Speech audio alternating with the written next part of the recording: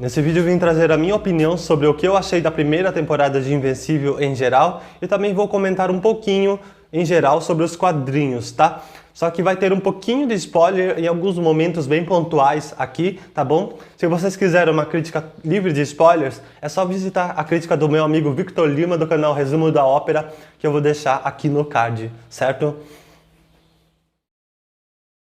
Invencível, uma série da Amazon Prime Video que eu comecei a assistir sem expectativas nenhuma, mais por curiosidade mesmo, ou até mesmo recomendação.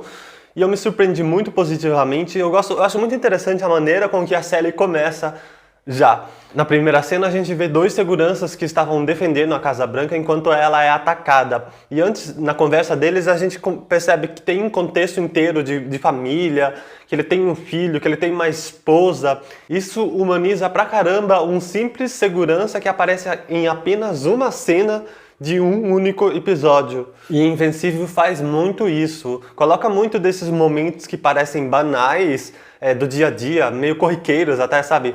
Apesar de ser uma série de super-heróis, não é mais uma série de super-heróis. Isso porque o foco de Invencível é outro. O foco de Invencível está no relacionamento entre os personagens. Aquela batalha final, por exemplo, do Mark contra o Nolan, é muito mais uma batalha psicológica ali de um pai estar enfrentando um filho, de a vida do Mark estar virando em 180 graus por causa de toda essa verdade que foi contada a ele naquele momento, do que sobre a própria luta, sobre a própria força física dos personagens em si. É por isso, inclusive, que personagens sem superpoderes nenhum, como a Debbie Grayson ou o Cecil, acaba ganhando tanto destaque na série, porque o foco não é o poder, o foco é a forma com que os personagens se relacionam. A forma como que a Debbie confronta sem medo nenhum o Omni-Man, apesar de ela ser bem mais fraca que ele. Gente, a Debbie é fenomenal, sensacional essa mulher. É por isso, inclusive, que apesar de eu compreender, eu refuto em partes um comentário de algumas pessoas dizendo que alguns episódios são muito lentos e parados. Invencível não é pra ser frenético, não é pra ser sangue por sangue, não é pra ser ação gratuita. Muito mais importante que a ação é a reação do personagem ao que acabou de acontecer. É como ele lida, como ele reage com aquilo que ocorreu. Mas eu devo concordar, aí é o único ponto negativo da série pra mim, que inclusive é um ponto negativo que tem às vezes nas HQs também. Que no caso da série tem alguns episódios que tem algumas barriguinhas por prolongar demais, por enrolar demais o relacionamento amoroso do Mark com a Amber. Amber é uma personagem que a princípio eu achei que iria ser muito melhor na série porque ela foi mudada na HQ que foi criada nos anos 2000. Ela é uma personagem que é loira, bem genérica mesmo, sabe, pessoal? Agora na série ela foi mudada a cor da pele dela e também foi colocado muito mais personalidade nela. Sabe, na HQ ela ficava desconfiando do Mark achando que ele vendia drogas e por isso que ele estava sempre sumido. Agora na série não, ela descobriu que ele era o Invencível sozinha. Isso faz muito sentido e foi colocado muito mais personalidade nela, só que ao mesmo tempo ela ficou muito pirrenta, sabe? É que assim, eu particularmente me apeguei muito ao Mark, principalmente no último episódio lá, a gente vê que ele é uma pessoa que é boa, sabe? Que tem um senso de justiça ali.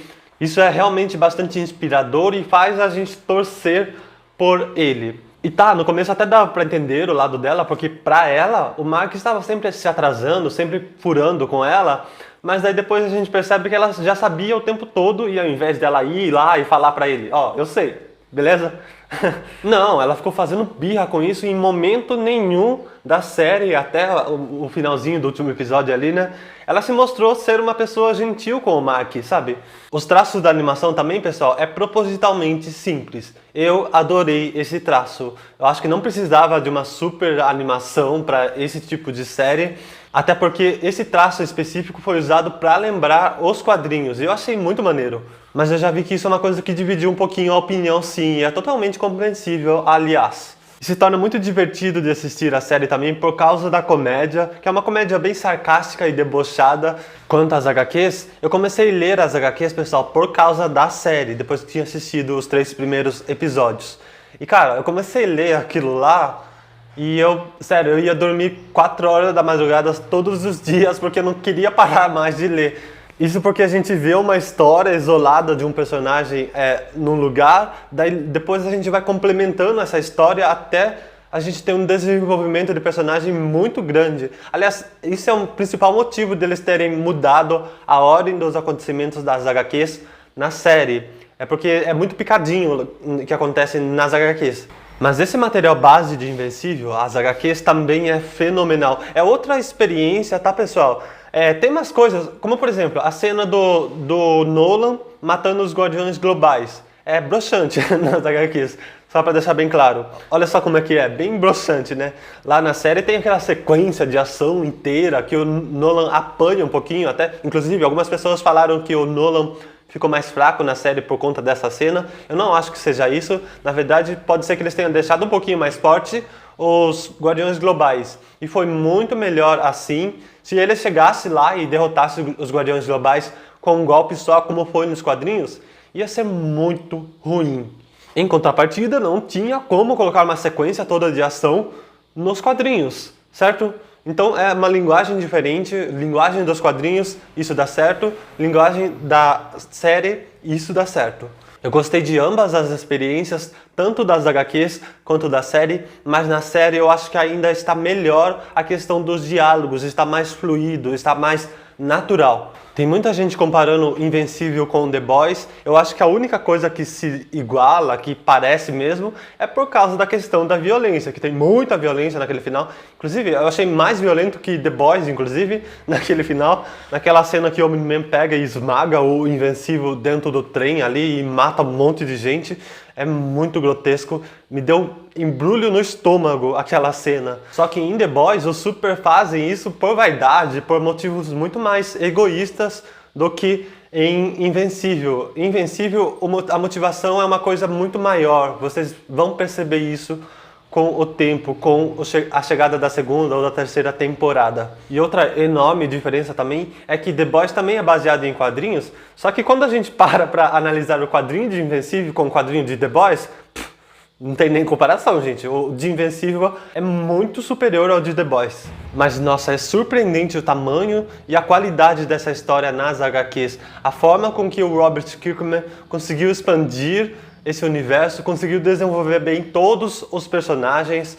Todos os personagens têm background ali, tem uma origem muito bem criada. A origem da Ivy Atômica, do Rex Explosão e do robô principalmente são fenomenais. As únicas origens que não são muito boas, para ser sincero, é da Duplicate e da Menina Monstro. Mas a história delas durante Invencível é boa. Bom, a série acabou em um ritmo muito gostoso, um ritmo de quero mais mesmo, sabe? Porque respondeu a principal pergunta que a gente queria resposta ali, que é qual seria a reação do Mark quando ele descobrisse a verdade, mas tem muitas outras respostas que a gente tem que descobrir ainda envolvendo o Omni-Man e os Viltrumitas, né? Então que venha logo a segunda temporada e eu fecho a primeira temporada de Invencível, pessoal, com a nota 9,5. Comenta aí embaixo o que vocês acharam da primeira temporada. Esse foi o vídeo de hoje, muito obrigado pela atenção e até o próximo vídeo.